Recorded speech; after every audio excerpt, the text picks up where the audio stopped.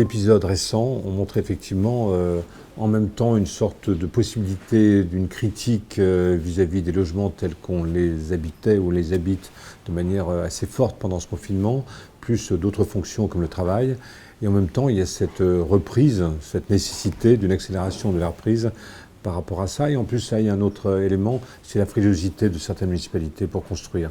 Donc on est dans un moment un peu compliqué.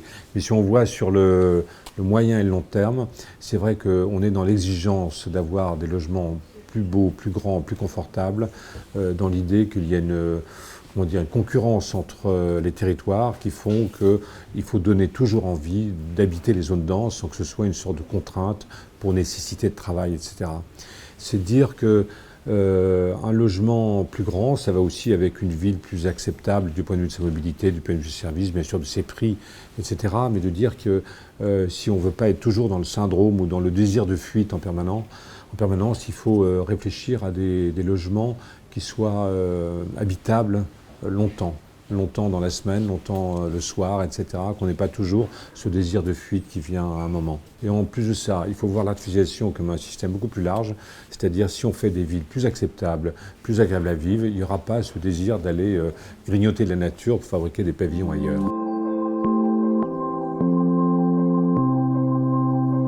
Alors sur référentiel, effectivement, il a une volonté de s'appliquer d'abord au logement une fois qu'on pousse la porte de chez soi. Et on parle d'abord de dimension. Alors la dimension, de manière très simple, on peut en parler par rapport au type. C'est-à-dire proposer par exemple qu'un 3 pièces fasse jamais moins de 62 mètres carrés. Ce qui est déjà le cas de beaucoup d'appartements aujourd'hui et ce qui était le cas systématiquement dans les années 70-80. Ensuite, on peut parler aussi de la dimension non pas par type, mais par pièce à vivre. En disant que, par exemple, le couple cuisine-séjour, comme ça se passe en Belgique, en Suisse et dans d'autres pays, ne doit jamais faire moins, par exemple pour un 3 pièces, de 28 mètres carrés. C'est la même chose pour une chambre. Une chambre, on peut considérer que les 9 mètres carrés, qui étaient une sorte de norme qu'on a depuis très très longtemps, ça a été réduit parce qu'il y a les placards, etc., et que finalement, la plupart du temps, on a 7 mètres carrés et demi qui restent une fois qu'on enlève le placard. Donc ce que l'on propose, c'est que les 9 mètres carrés deviennent 10,5 par exemple, ce qui fait qu'on a un placard et 9 mètres carrés réellement utiles. Donc on a cette possibilité de travailler par type ou par pièce à vivre. La dimension s'applique aussi à la hauteur, c'est-à-dire on propose de passer progressivement de 2,50 m à 2,70 m sous plafond, parce que bien sûr nous avons tous grandi en quelques décennies, et puis ça correspond aussi à une notion de ventilation, une notion d'aération, etc., que l'aérolique à l'intérieur d'un appartement se fasse mieux. Et justement, dans ces recommandations que l'on fait, il y a aussi cette notion de traversabilité, de documentation que l'on demande à partir de 3 pièces. Donc c'est tout le rapport à l'extérieur qui est impacté par rapport à ça, de dire qu'il faut aussi mettre des terrasses, des balcons qui soient largement accessibles. Et il faut aussi qu'ils soient plantables, que la nature en ville s'inscrive aussi dans le logement pour chacun. Et donc cette notion de hauteur sous plafond et de traversabilité, ça veut dire que le rafraîchissement, qui va devenir un vrai sujet dans les temps à venir, sera considéré. Dans ce référentiel, nous mettons aussi l'accent sur la possibilité de transformabilité, de dire qu'il faut privilégier sans doute le poteau-poutre pour dire que les choses peuvent évoluer, ou dans le temps de l'habitation de quelqu'un ou bien dans la réhabilitation future. Ce référentiel, comme je disais tout à l'heure, il correspond à une proportion très faible de mètres carrés en plus, puisque déjà beaucoup de logements sont dans cette norme, donc c'est très faible. Alors ce référentiel, il peut avoir comme levier plein d'éléments parfaitement complémentaires. Alors bien sûr, on a beaucoup parlé des effets fiscaux par rapport à des éléments Pinel, etc. Il y a aussi tout ce qui est l'ordre des labels qui peuvent s'appliquer maintenant sur le logement, surtout que les investisseurs recherchent les labels. Et puis effectivement, il y a tout ce qui est local. Donc quand on parle de manière nationale, c'est vrai qu'on sera sur des standards assez simples, une sorte de dénominateur commun qui soit acceptable pour tous.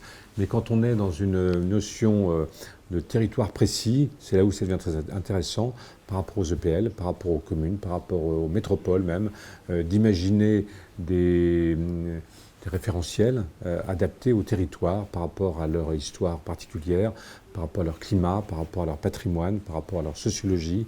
Et à ce moment-là, c'est des curseurs qui peuvent bouger territoire après territoire.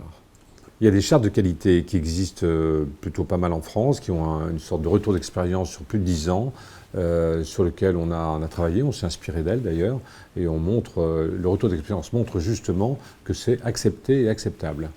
Et c'est des choses qui sont en train d'être mises en place de plus en plus par les villes, par les EPL, par les EPA, etc., pour dire qu'on peut ajuster effectivement les curseurs en fonction des territoires de manière très précise.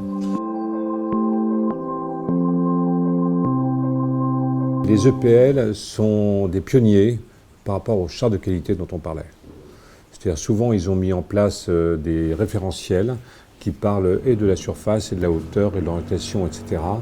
Et ce sont des outils qui sont très efficaces. Que ce soit à Nantes, à Bordeaux, même à plein de communes, il y a plein d'expériences qui ont été faites et qui maintenant sont rentrées dans les mœurs de l'aménagement et de la construction.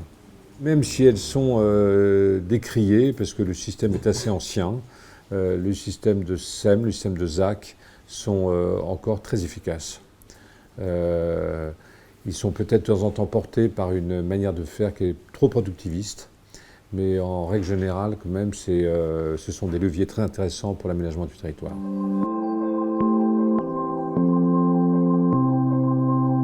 Alors pour des raisons de référentiel, je ne peux pas être avec vous pour ce congrès. Je vous souhaite un très bon moment avec beaucoup d'imagination.